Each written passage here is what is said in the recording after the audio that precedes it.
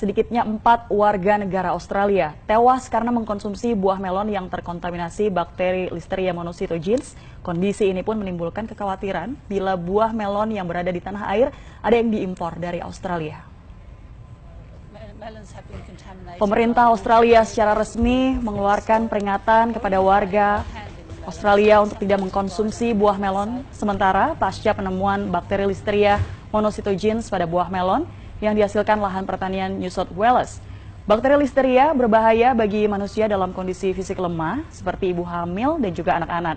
Seperti pasien yang menderita demam karena bakteri Listeria meninggal dunia.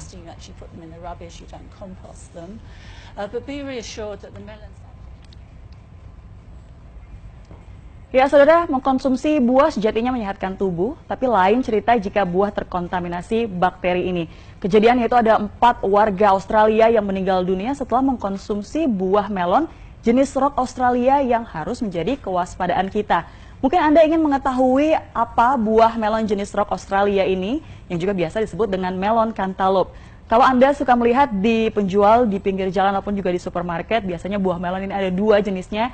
Yang pertama yang berwarna putih kehijauan, kemudian yang kedua adalah cirinya dagingnya berwarna oranye. Nah, buah yang berwarna oranye itu pun merupakan buah melon cantaloupe yang biasanya memiliki rasa yang lebih manis. Saya pun juga pernah mengkonsumsi buah ini dan buah ini diimpor dari Australia. Ada apa dengan buah ini?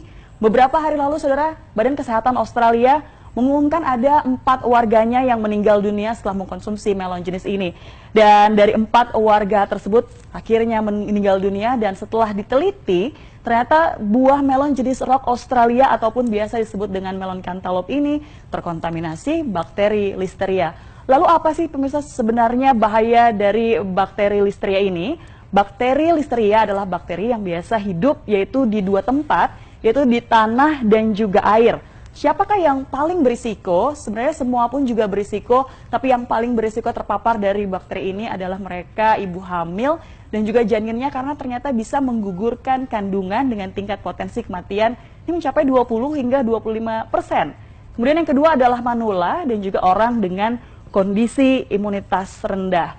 Nah, saudara, jika terpapar bakteri ini, seseorang akan mengalami sejumlah gejala. Seperti apa saja gejalanya? Kalau kita bisa melihat ini gejalanya adalah yang pertama yaitu demam, kemudian diare, mual, pusing, kejang, hingga akhirnya menyebabkan kematian seperti yang terjadi di Australia.